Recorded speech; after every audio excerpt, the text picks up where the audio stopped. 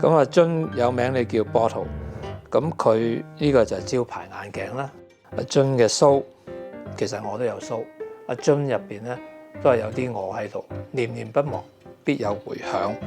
呢句係阿樽成日掛喺口邊嘅説話。1969年嘅釀製嘅一樽紅酒 Chateau de Jeunes。點解100% 咧？因為佢所有嘢佢嘅付出，阿樽都係100%，nothing less。佢唔係一個典型嘅樽，佢係一個好多可能嘅樽，因為佢載咗好多嘢。樽裏邊裝住啲鹽，由嗰陣時做社工或者做立法會議員，都好強調公義裏邊有一個好重要嘅部分，就係點樣去保留人嘅尊嚴。咁點解用辣椒醬嚟代表緊阿樽呢？咁我諗係一方面係反映緊辣椒係會帶嚟俾人好多嘅衝擊啦，唔係一定係好溫和嘅。裏邊有甜啦，亦都會有一啲苦澀啦。當我哋社會或者我哋嘅群體冇咗辣椒咧，你就覺得好似味道爭咗啲咯。我畫嘅咧就係喺個樽裏邊咧有啲石頭，跟住生咗條花出嚟。咁呢個當然就代表咗邵家臻所成立嘅石牆花啦。呢個亦都好代表佢嘅精神啦，就係絕處逢生。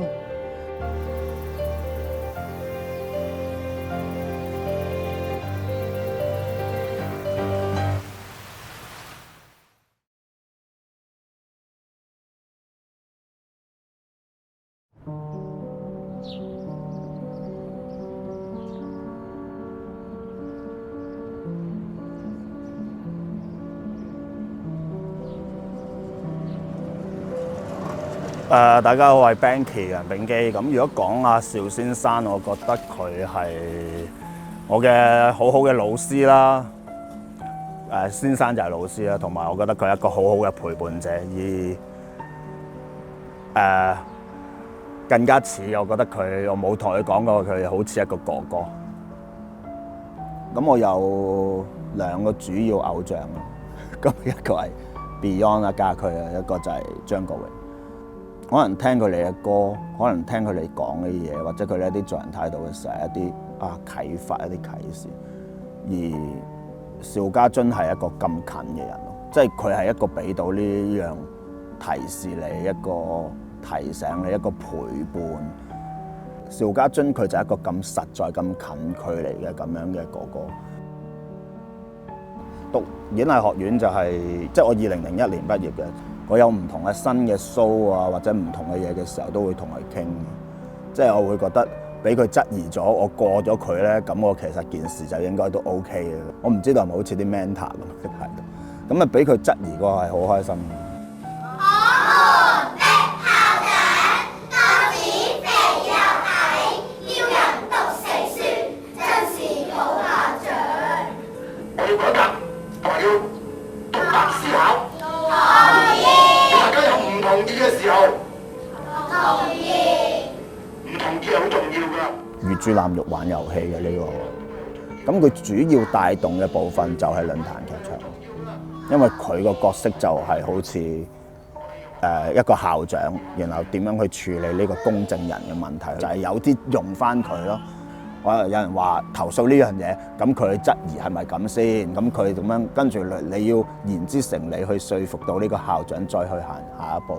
學校裏面邊有最大權力？學校裏邊邊有最懶？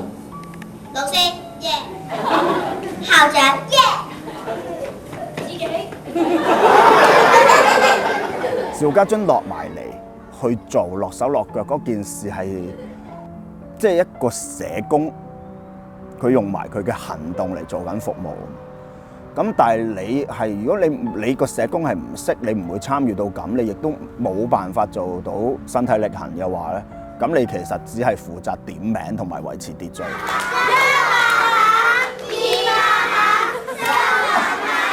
我音質啦，定音質舊音質咧？佢其實係越嚟越接觸好多藝術啊、戲劇嘅嘢，佢係明白，然後可以解説到。我覺得呢個都係佢好豐富、越嚟越立體嘅位。我咧次次都會做主持，並且會做一連串嘅嘢都唔似社工。係啊，社工好想幫人，但係佢會話幫人你去做義工啦。社工唔係純粹幫人。如果係似佢嘅話，就要學識點樣去提出質疑咯，提出問題咯。提出問題唔係想製造問題，而係我哋要正對個正中嘅問題，然後去處理個問題，然後係為個問題去想像有冇其他唔同嘅答案。呢個係我覺得佢一路做緊嘅嘢，係你唔知道幾時解決緊件事嘅，但係你去做，跟住件事你係會知道向緊一個方向，有機會啲嘢會改善，有啲嘢係會有唔係一個困局。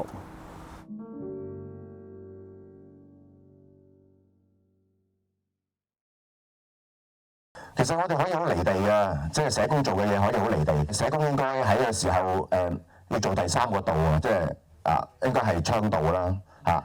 倡導我諗倡導啲乜嘢咧？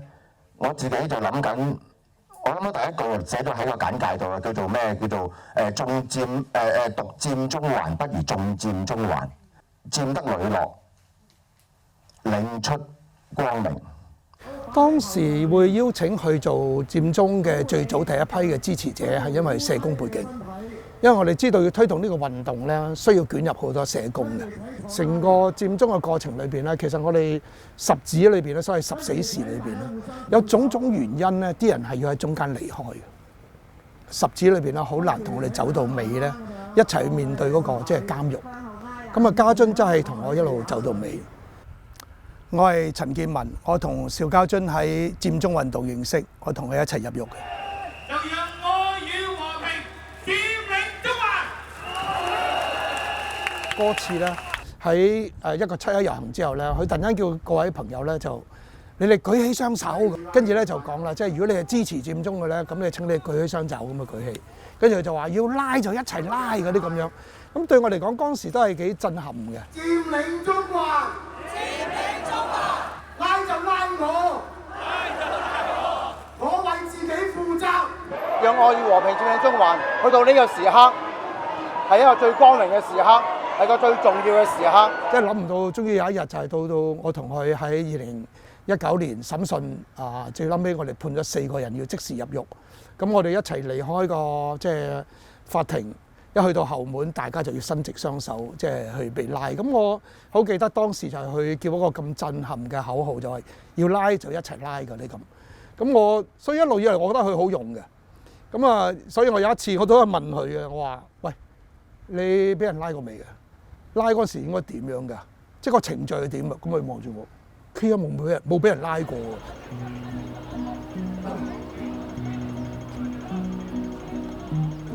原來一日一夜就可以好個人好攰好虛脱，身體好虛弱但係個意志就好有一種集體嘅意志嘅感覺我身體比較弱，而家我有糖尿病啦，我隻腳發晒炎我原本諗住浸下啲熱水俾佢腳可以舒緩，啲熱水熱得滯，浸佢腳咧就有皮膚炎，係弱。一個唔運動嘅人，竟然參與一個咁重要嘅社會運動，好有趣。其實喺佔領嘅期間咧，去做咪手咧，佢間唔中其實就入醫院嘅，只不過我哋冇向外邊講嘅啫。大家今日都辛苦啦，咁多日，但係一定有啲人咧，可能比大家更辛苦，好攰。身體好虛弱，把聲爛完又爛。咁佢有濕疹啦、痛風啦，佢糖尿又好嚴重啦，糖尿上眼啦，基本上。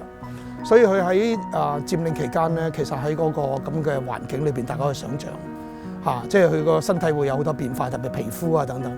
所以中間係要去醫院打針啊咁樣嘅。咁所以我哋當時都已經覺得好辛苦啊佢。每日咁樣即係堅持，其實承受壓力好大嘅。你企喺大台上邊咧，其實整個人係承受好大壓力嘅。我哋有時好似我哋咁樣，有時候都可以即係匿埋一邊坐埋一邊啦，即係自己憂愁又好，憂鬱又好。但係佢唔得啊嘛，點都要去到做咪手，面對住個群眾。咁啊，成個運動到後期有好多爭拗，要唔要拆個大台啊？要唔要衝啊？嗰啲咁。咁呢啲佢都要即場去到處理啦。其實佢承受壓力係相當之大嘅。或者正如 Franco 所講咧，冇一個環境你揾唔到意義，有時可能最壞嘅環境咧，反而你揾到啲好特殊意義。好，咁啊，同我哋啲觀眾再講多一句，打下氣好冇？都係嗰句啦，可以失望，但係唔可以絕望啦。特別係呢段時間咧，大家更加即係呢段時間係要預咗有3、5、7年。呢句説話其實喺連儂牆裏邊出現，喺2014年咧，差唔多即係大家即係要退場嗰陣時咧，就喺連儂牆出現呢句説話。我哋可以失望，但係唔好絕望咯。咁喺我心裏邊一路都係呢句説話，就算好唔捨得家俊都要記住呢句説話。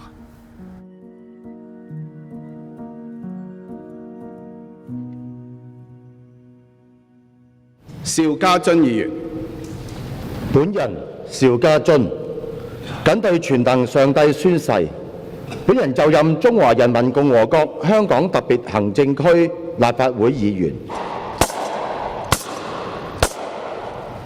雨傘運動敗而不潰，繼續頑強。We are back。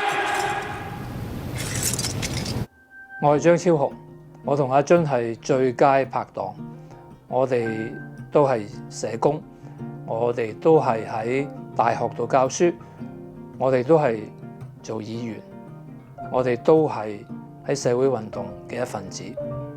呢個就更加值得紀念啦！呢個係我哋即係喺2016年嘅選舉嘅書籤，記得呢張相好似懶有型咁啊，一人企一邊。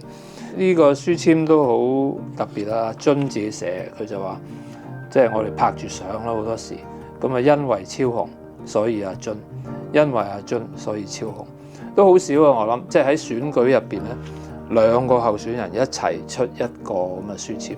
佢有好好嘅親和力啦，佢亦都係好即係貼地嘅。佢會直接去探訪好多啲弱勢嘅社群，譬如佢成日會去探一啲無家者啦，直接去到現場，即係探一啲逼遷戶啊咁。咁呢啲即係唔係一般議員做得到，佢係貼地，同埋佢係好着重嗰個人情啊，即係人與人之間嗰個情。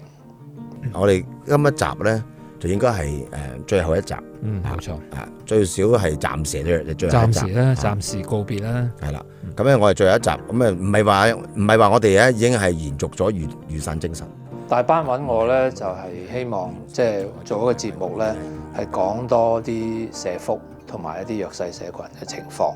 其實我講嘢咧就好悶嘅，我唔係一個即係能夠令人覺得多姿多彩嘅一個人嚟嘅。阿臻就唔同啦，佢就天才橫溢，佢係即係講嘢又快啦，我講嘢慢啦，佢講嘢到 point 啦、尖鋭啦，我講嘢立羅啦，咁所以我一定要揾一個人咧係可以即係帶起個節目，咁啊即係不作他人想啦，一定係阿臻，因為我哋2個咧喺社福界咧都係好多合作嘅，咁就係咁樣咧就即係揾咗阿臻做一個北斗超雄。當時我哋2個議辦都即係出咗啲報告啦，綜援嘅政策啦，逼遷戶無家者嘅問題啦。咁雖然係阿臻嘅出版，其實咧就有啲都係我哋一齊嘅，即係咁籌權就更加係佢嘅志業啦。我記得喺17年我開一個會，就係關於一啲青少年犯嘅人權嘅問題。當時除咗有啲外展社工同埋一啲過來人去表達佢哋喺懲教所經歷嘅一啲唔人道嘅對待之外咧，佢及後咧揾咗成50個前少年犯咧，係接受傳媒訪問咧，講翻佢哋嗰個經歷，咁相當震撼。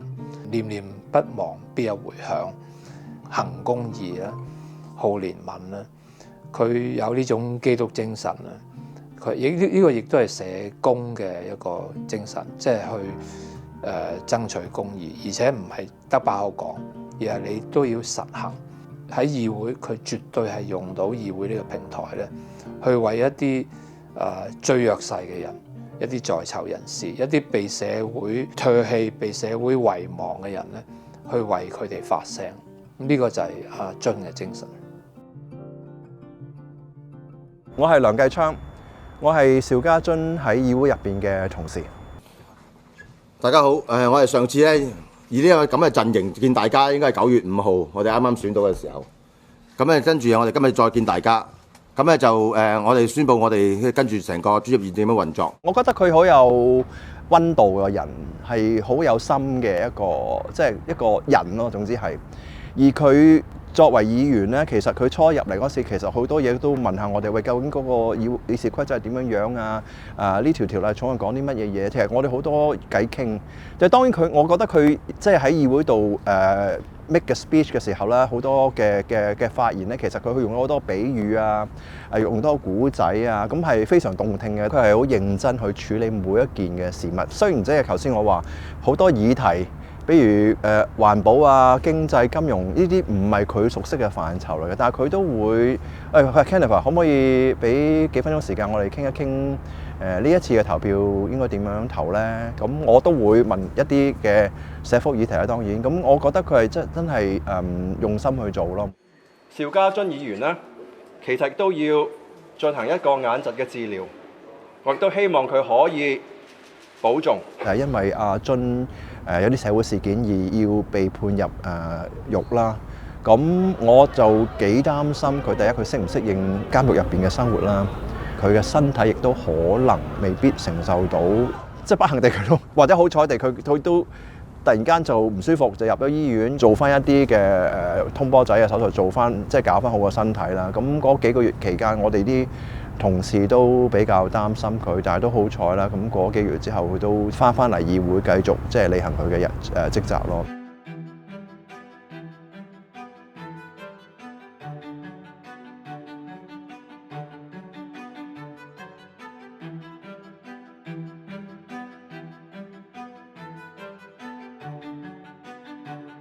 咁我哋要做嘅嘢，我哋做盡啦，要行嘅路行晒啦，跟住落嚟咧，就要大家繼續去諗下有啲咩可以再做。我哋或者喺個時代使命咧，能夠做到呢度咧，已經要同大家講，我哋真係盡力啦。我好感受到喺囚權呢個路上咧，佢好揾到佢價值。我係朱江偉。2019年之後喺支援在囚人士嘅工作上邊，我哋開始同阿臻緊密合作，希望可以幫到場外嘅家屬、場內嘅手續。即係石人花即係解散啦，21年9月，跟住咧嗰幾個月佢去英國嘅，叫佢唔翻嘅，唔係話翻到去會即刻拉，而係翻咗去都唔知做咩。咁不如喺英國揾教書，或者係喺英國寫嘢，聽啲朋友講。其中一個理由選擇翻香港咧，佢想近啲喺裏邊嘅人，只有喺香港咧先能夠直接面對相似嘅處境，好體現到阿臻人生定位一定係同香港扯上關係啦。如果唔係咧，佢要去第二度重新嚟過咧，佢好唔捨得咯。而家睇翻咧係好大壓力嘅，因為國安第一案嘛，你擺到明同佢過唔去嘛。因為石人花佢仲要係3樣嘢嘅啫。第一，物資，成世人都冇坐監咧，真係唔明白原來啲物資係好難揾嘅。第二咧就係探訪嘅嗰個安排，其實家屬佢就算探過幾次咧，轉監房啊，裏邊嗰啲情況係點啊，都係需要人陪嘅。第三咧就係寫信，好多之前嘅寫信咧都係因為家屬寫俾朋友寫俾佢，但係咧佢開咗一個先例，就係公眾可以透過寫信呢樣嘢，同你唔相識但係你又支持嘅人有咗方法，令到呢樣嘢變得低門檻同埋可參與。佢開咗個頭之後，我哋就知道究竟我哋執住邊啲嚟做。呢個係一個開枝散葉嘅過程，即係種子落地變成即係唔同嘅部分。阿津有個名言咩？有燈就有人嘛，變成盞燈着住光，令到人知存在感越強，嗰種壓力越大。阿津佢仍然 keep 住寫文，公開關注囚權呢件事本身咧，壓力係好大嘅。就係做自己認為啱嘅、相信嘅嘢。我覺得香港喺呢點好寶貴，唔好退得咁快啊！即係唔好自己嚇自己，唔好放棄自己覺得啱嘅嘢。即係好似阿津咁啦，佢四人花解散咗之後，我就乜都唔掂啦，即係我完全放棄晒啦，即係咁，佢又唔係咯。咁我覺得喺呢點上邊。佢盡咗佢最大嘅努力咯。有陣時你盡晒努力都未必一定贏嘅，但係我覺得喺呢點盡咗努力本身同埋冇放棄咧，我覺得已經贏咯。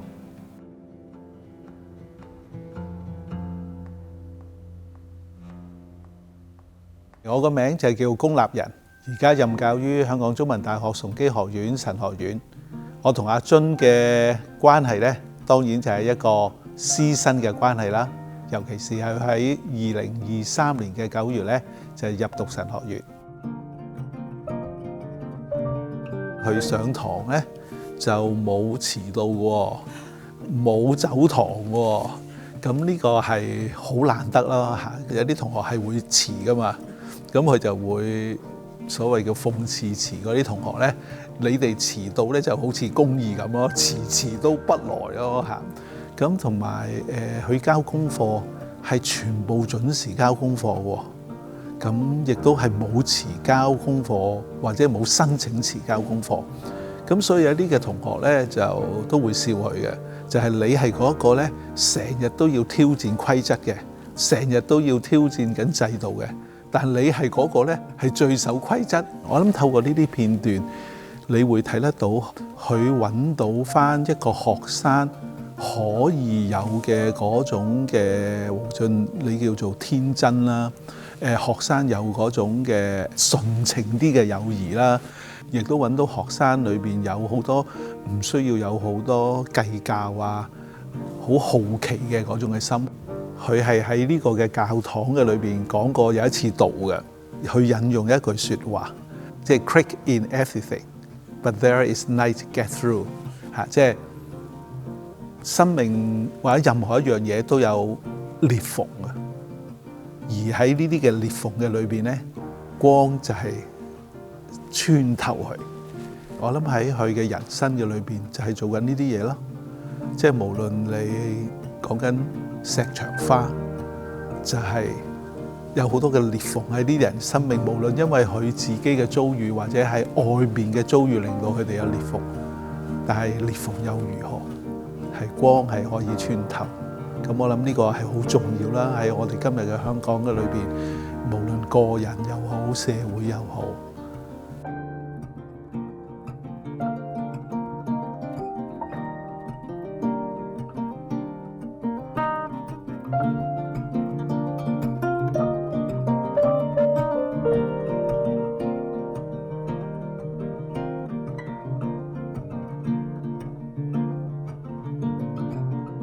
佢走我真係接受唔到，即係短短2-3個月佢咁樣走咗，我係好接受唔到嚇。但係我覺得而家仲喺個天度咪咪嘴笑咁樣望住我哋咯，跟住又同我講明啊明，唔明啊黎明啦咁樣，每件事都有原因嘅，每樣嘢都有定時嘅。我相信會再見嘅同佢。最後我探佢嗰日係星期4嘅夜晚7點幾，第二朝嘅凌晨12點鬆啲就過身啦嚇。咁探佢嗰陣時，我就握住佢嘅手，咁佢亦都好大力握住我隻手。即係當阿津成日講話，我們有彼此。其實喺生忌死歸嘅裏邊咧，喺非洲哲學有一個概念就係叫 Ubuntu。Ubuntu 就係講我們是彼此，即係我嘅存在係因為我哋嘅存在。所以若果我話我要回應阿津裏邊嘅一路講我們有彼此嗰陣時，我話我給佢最後的一課，當然冇機會啦，就係話我們是彼此咯，就唔係只係有，而我哋就係彼此。所以我嘅存在係因為我哋嘅存在，亦都係因為我哋嘅存在，所以阿津係繼續嘅存在。